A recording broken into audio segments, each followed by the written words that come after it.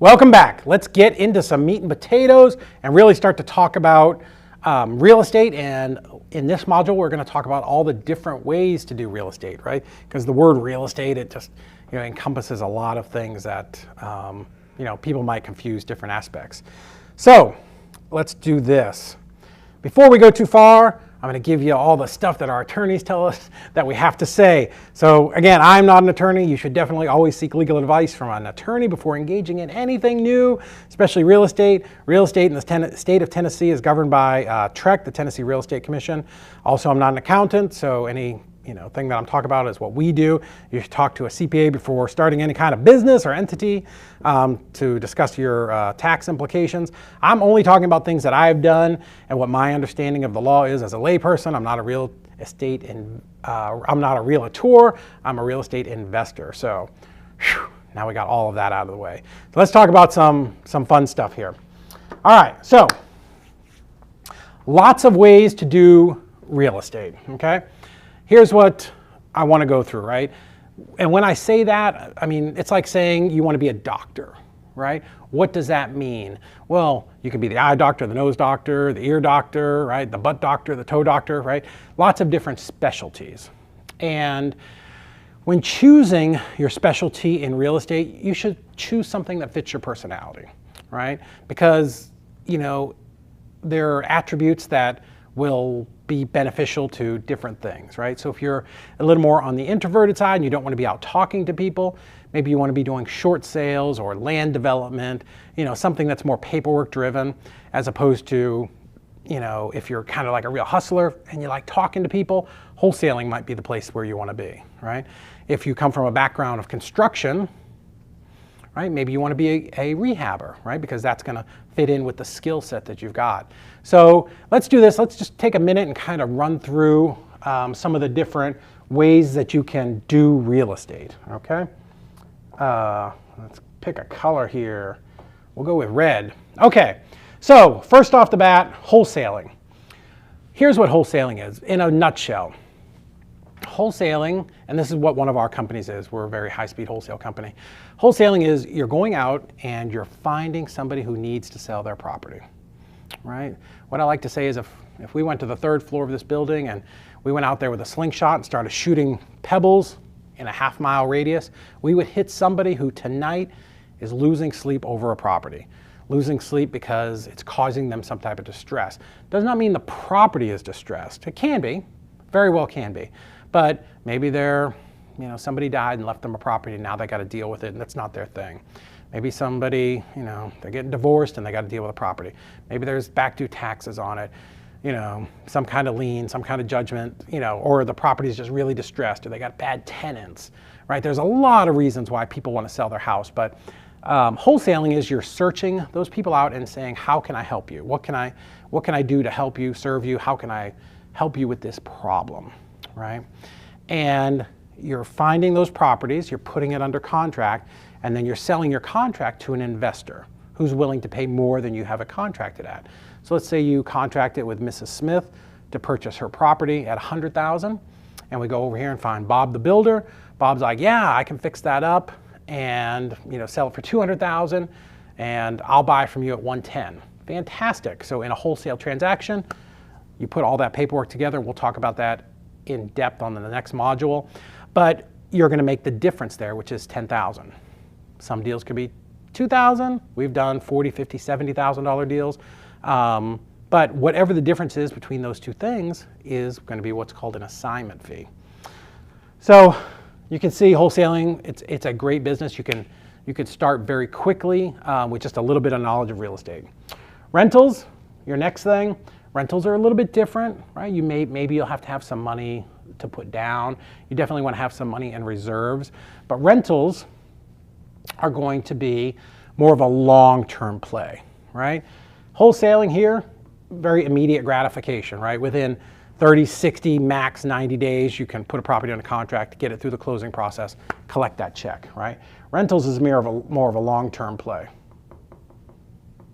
right? Rentals, you're going to make a couple $100, maybe $300, $400, maybe $500 a month on a standard, long-term rental. make $350 a month, right? But you're gonna make $350 a month forever. It's like an ATM that's gonna produce like clockwork every single month, right? Another way to do real estate is rehab or fix, flip, and resell. So very popular. This is what you might see on HGTV and what you may be the most familiar with as far as real estate goes, right? Somebody purchases a property. I was watching one today. They're buying these boarded up mansions, taking them, putting $150,000 into them, reselling them, and maybe making, $40,000, $50,000, $60,000 profit. So fix and flip, definitely. Aside from landlording, probably the most common way that people think about real estate investing, right? So let's get into some of the other ones. Land development, right? Certainly, you're still doing real estate here. People are buying land or maybe getting an option on the land, an option to buy, just raw land, right? Like a field. And they're going out there and platting it, putting in the roads, putting in the underground sewage, water, electricity, all of the utilities. Maybe they bring it up to a certain point and then sell that off to a builder who's going to build properties in there, right? So land development, definitely a way to do real estate. I got some friends here in town that their family's been in that business for 3 decades. Condo conversions, right? I know lots of people in Florida who do this. They'll go buy an older, maybe apartment complex, maybe something that they know needs to be remodeled, and they'll work with the city to convert it from one property into maybe 50 individual properties, condominiums, and then they'll remodel them and sell them off one at a time, right? So you can see how certainly there is a lot of money in. It's like buying a case of soda, where you maybe pay 30 cents a can, and then you're selling them off at $1 a can, right? So there's a lot of profit there in doing condo conversions. Lease options. My good friend John Jackson is the master of this out of Texas. So a lease option, very similar to that. It's exactly what I did with that property I had in Deltona, Florida. What I did was I took, our overall purchase price was going to be $165, and I found somebody who wanted to buy it, but maybe they couldn't qualify for a loan today. So lease option has 2 parts, the lease and the option, right? So what they did is they put a $5,000 option fee down, which if they go to close later comes off the $165, right? It's a down payment. And then they're going to lease it for a period of time, 6 months, a year, 2 years maybe. And during that time, generally they will try to fix their credit and then get refinanced or purchase the property with a bank loan. So lease options, definitely a great strategy.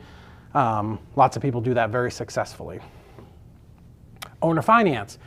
Owner finance is where somebody purchases a property, and just like the name says, the owner finances the property. So you can purchase a property with owner financing, right? I've done a lot of that. That's how we built the bulk of our portfolio. And there's a lot of, even within owner financing, there are a couple different types where you can, if somebody owns it free and clear, you can just start making the payments directly to the seller. Very simple. Maybe they've got a loan. You can purchase the property and take over their loan. Sort of like assuming, but you can't assume loans anymore. A little bit more complicated. You definitely want to get some training on that if that's what you want to do. But yeah, owner financing, you can purchase this way, but you can also sell this way, right? So that kind of works on both sides of the coin, owner financing. Land contracts, a form of owner financing, right? Maybe I've owned a property and there are some that I've purchased, and in my case, when we've owner financed a property to an investor, at the time we didn't have the time or maybe the money to fix it up and do the rehab. So I've sold it to them on a land contract. A land contract is very similar to a buy here, pay here car lot, right? You go there and you don't get the title to the car until you make your last payment. That's how you can think of land contracts. So you can purchase that way. I don't recommend it because you always want to keep control, but you can definitely sell that way. Right? So somebody comes in, maybe they give you a down payment, maybe they don't, but they're just going to make payments every month, and it can go, you could do your land contract for 20 years, 30 years, 40 years, 10, 20, 30, whatever, right? Until the principal is all paid down. So you can structure land contracts that way. You could do short-term rentals. Maybe you've got a property, everybody knows what Airbnb is, VRBO.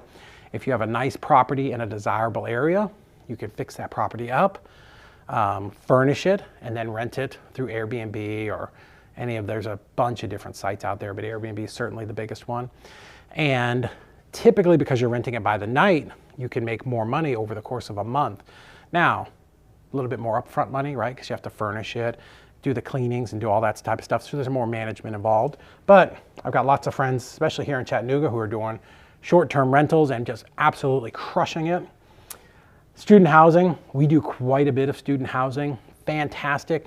If you're in a city or town and there's a university or a college and you have properties that are near that, you can definitely, target students to come rent your properties. And, students typically will pay a little bit more if you have a nice property, right? So student rentals are amazing. Tax deeds, you know what happens even if you own your house free and clear, if you don't pay your taxes, after 3 years, the city's like, they're gonna start sending you a bunch of notices and knocking on your door and saying, hey, Joe, you owe 3 years worth of taxes. If you don't pay by a certain date, we're gonna put your house up for auction. And as an investor, you can go buy those properties.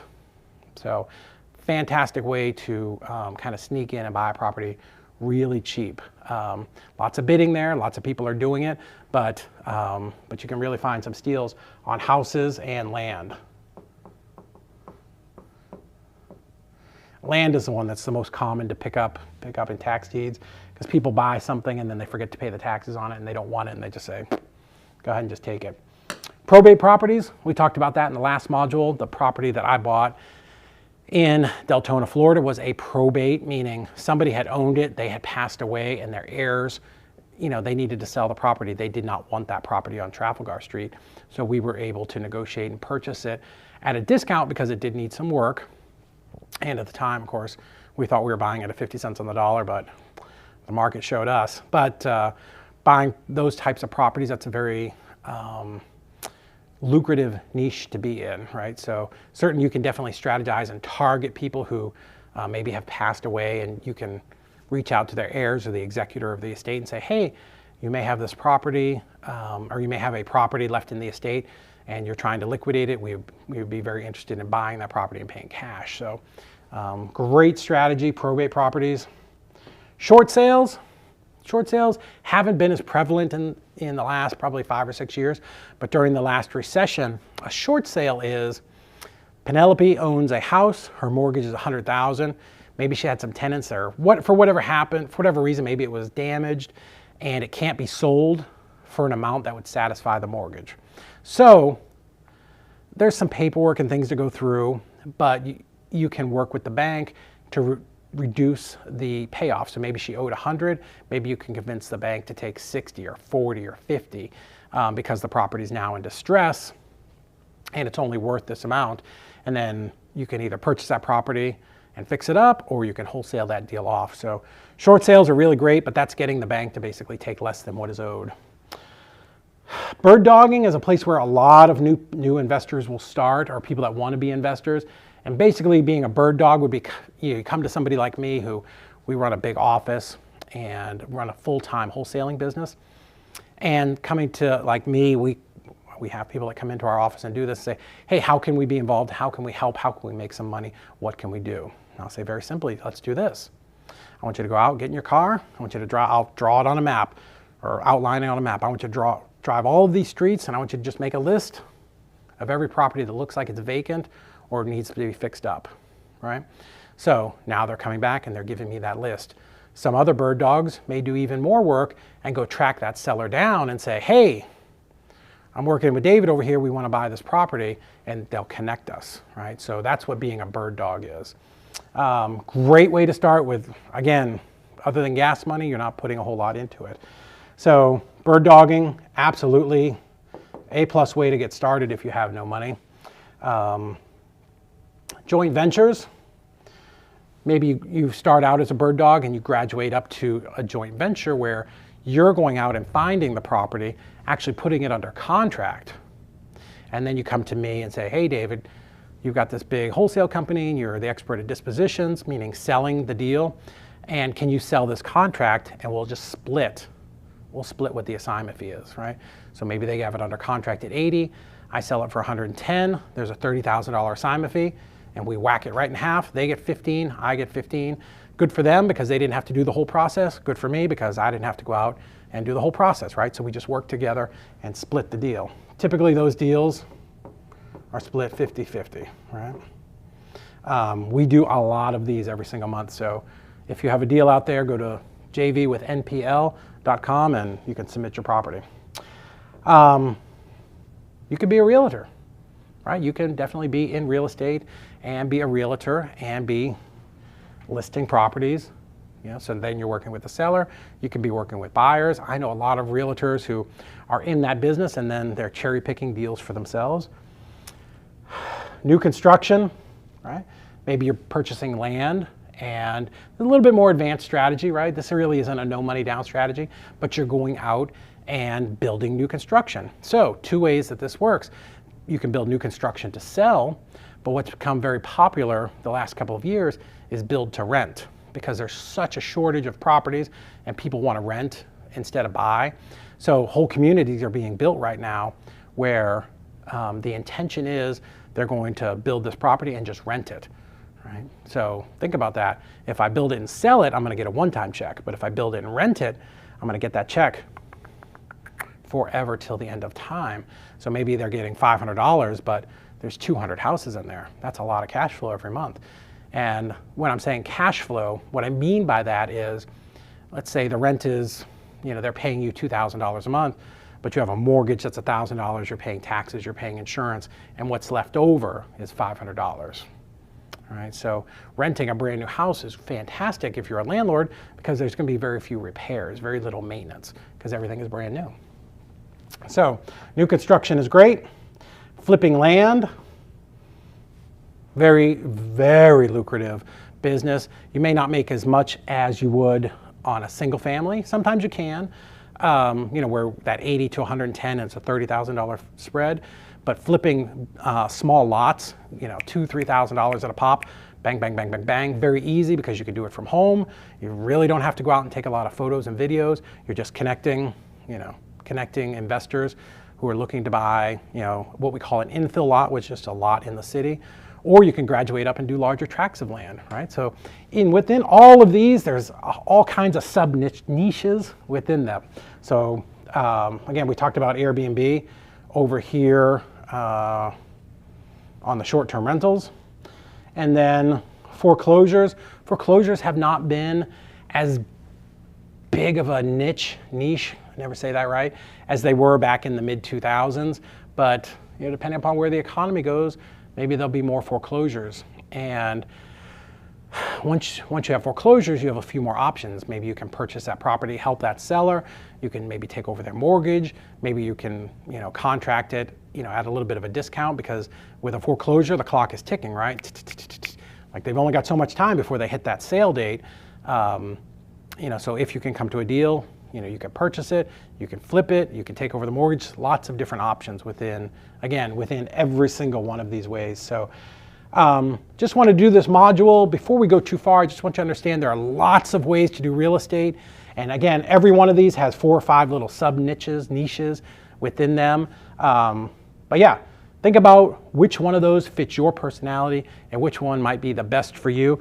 You can absolutely do them all with zero money down. We're going to talk about in the next module how that kind of works, and you'll be able to take that and apply backwards to one of these strategies.